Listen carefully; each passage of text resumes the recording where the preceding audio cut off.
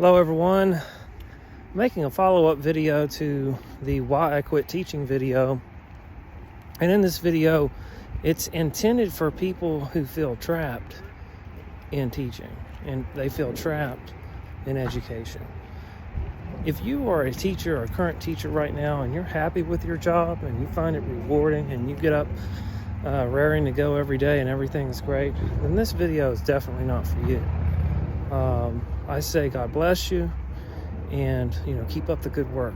So I don't want to discourage anybody or plant seeds of doubt or plant seeds of anything negative that might blow you off of your course. This is for people who are in the classroom, who feel frustrated, they feel trapped.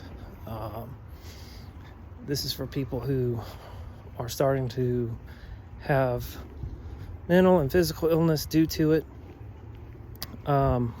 This is meant to be a word of encouragement and kind of a testimonial of what the possibilities are other than remaining in this trapped kind of existence, this hellish existence that a lot of people have found themselves in. So, the first thing I want to talk about is, the here and the now, and how when you go back to work the next day or after you watch this and think about this, how you need to approach things. First of all, you do not need to attach your sense of self-worth to how things are going at school, how things are going in your career. That's a mistake, and it's something that you need to take to heart and you need to start to deal with. Your work is not your identity. How things are going at school is not who you are. It's what you do for a job. It's important. You put a lot of time and energy into it, but at the end of the day, it is what it is. It's a job. It's not anything more or less than that. So stop attaching self-worth to your work. If you can do that, you'll go a long ways. You might even stay in education if you can do that. So more specifically, when you have those meetings, and it's kind of an unspoken thing in a faculty meeting, that they're talking about you or they're talking about your department. Or if you get a bad walkthrough or a bad evaluation, or you just have a very tense conversation with an administrator, you do not need to take any of that to heart, especially if you're doing these things. If you are coming to work every day, number one, you come to work every day, you're planning instruction, you're delivering said instruction, you're assessing, and then you are maybe changing what you do or reflecting about what you do for your next round of instruction based on your assessment, then you're doing your job. You're doing your job.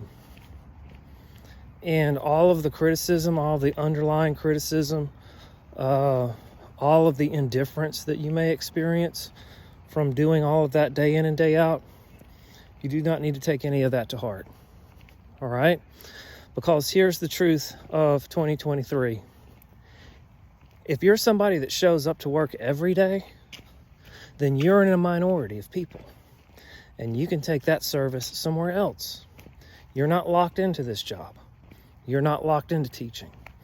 There are plenty of jobs in the service industry. There's plenty of jobs in nonprofits. There's plenty of jobs in ministries. Like myself, I'm working for my church, thriving and doing great. There are opportunities to get retrained. There's just a limitless number of jobs available out there that you are more than qualified for. Now, I bring that up, maybe I'm talking about this out of order, because the next thing you need to realize is that through the years, you are gaslit and you are people, you're in either directly or indirectly demeaned in the teaching profession. People are intentionally demeaning about it, and there's a lot of indirect how should I say it,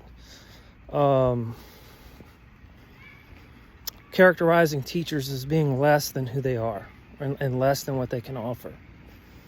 So realize that you do have the ability to switch directions even in your 40s or 50s. You're not trapped. Transitioning into something else can be scary. It can be, there's a lot of uncertainty involved with it, but it is possible. I'm living proof of that. 47 years old, changed my career completely on a dime. So it is doable. And it wasn't the only offer that I had in the only field. So I had multiple options to do other things. You just have to take the time to do it, to pull the trigger, to make the commitment to improve your life, because you are worth it. Don't think that you have to grind the rest of your life away. Especially if you're middle-aged, you don't want to spend the next 15 years, 20 years, good years of your life doing something that you feel like it's just eating you alive every day. So I really encourage you to think about that and don't let that be you. Somehow or somewhere along the line, when it comes to the well-being of teachers, when you talk about your own well-being, somehow you're seen as being selfish, or you're not thinking about the kids first, or what about the kids? Well, if you have a teacher that's sick or depressed or racked with anxiety, it's no benefit for anybody, especially the kids. So that narrative, you don't need to listen to that. You need to think about yourself and the well-being of your family first.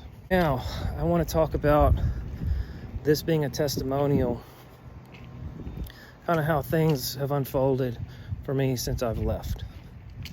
You know that fog that you have, that you're walking around with right now, where you're not really thinking clearly, you don't respond to things very quickly, you're really sluggish, and you don't have a lot of energy. There's things that you would like to do, but you just can't. You don't have the time or the energy to do it. Yeah, I had that fog. The fog's gone. About a month after I quit, that lifted. It was a good, started seeing things differently, started understanding things differently, reacting to situations differently. It was a major change for me. Started noticing it physically about a month after I was out, and it's improved as I'm making this video now. It's been about 4 months, and the further I get away from that day, the better I feel. Now, the other thing, and this isn't anything that's just me guesstimating in my mind, I track this data on my phone. My physical activity has more than doubled since I quit. I've had more energy for exercise. My health has improved.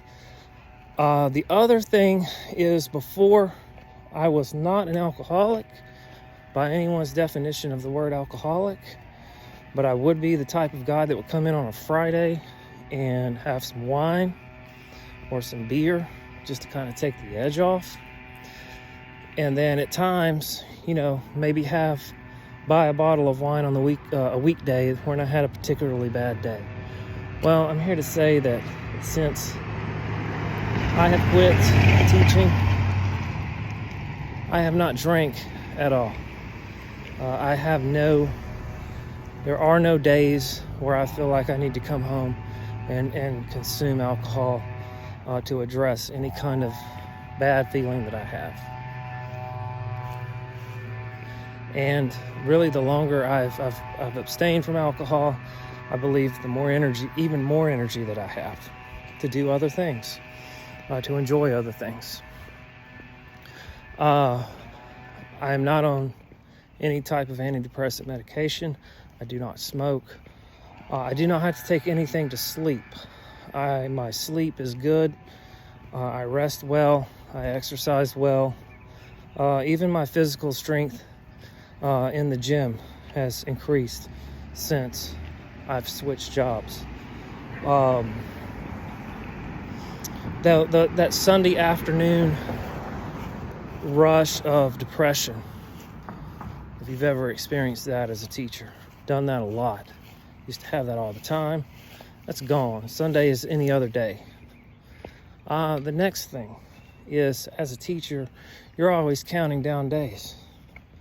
Oh, it's so many more days. It's Tuesday, a few more days and we have the weekend. Or it's X amount of days until Christmas, or X amount of days until summer. You're always kind of like counting days, counting your life away, wishing your life away.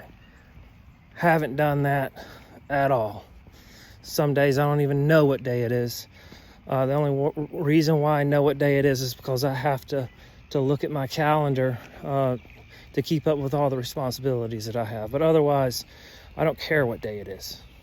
Any day is a good day for me. Don't have bad days anymore. Now, the next thing, and this is really, I think, essential, and it plays into a lot of burnout, a lot of dissatisfaction and depression with teachers, is that you could be the greatest teacher in the world. You can really have it going on. You could put hours and hours and hours of your extra time into prepping and making things better and having this knockout type of practice in your classroom. And you could deliver that and it could fall completely flat and have no impact, which would lead to you really questioning yourself, questioning your self-worth. So in other words, you could do great things and really not realize or know any benefit from it. And my new job is completely the opposite. If I do something, I can look at it and say, yeah, I did this right, I did that wrong, I could do this better. And then I get right feedback about it. And it's sort of a feedback loop that will improves you instead of runs you down. And that's been a major change and a major improvement in my life. So earlier I mentioned having to use alcohol as a coping mechanism for working, even though it wasn't a frequent one. Early on I realized that was a dead end, because I know two different people in the profession who literally drank themselves to death, and the job had a lot to do with it. So understanding that the pitfall of substance abuse, I was the type of person who found other ways to cope. I really cultivated my hobbies to find some kind of satisfaction, to try to salvage a feeling of self-worth. Also, I exercised a lot. That was in the form of walking, like I'm doing right now, or weightlifting, or swimming. So what I began to realize is that if you have to do anything, especially exercise, to cope with your day-to-day life, then something's wrong with your day-to-day life. And now that I've moved on from education, I'm actually engaging and interacting with my hobbies differently. I don't see it as something I have to do to maintain my sanity. I just enjoy it for what it is, and just do it to do it. So it's even you're going to notice a different interaction, a different sort of existence if you do make the change, because you're going to realize you're going to kind of connect a lot of your personal behavior as being coping mechanisms for the life that you've really come to hate and want out of. So this video has gone on long enough. I think I'm going to cut it off here. I encourage you to think about everything that I've talked about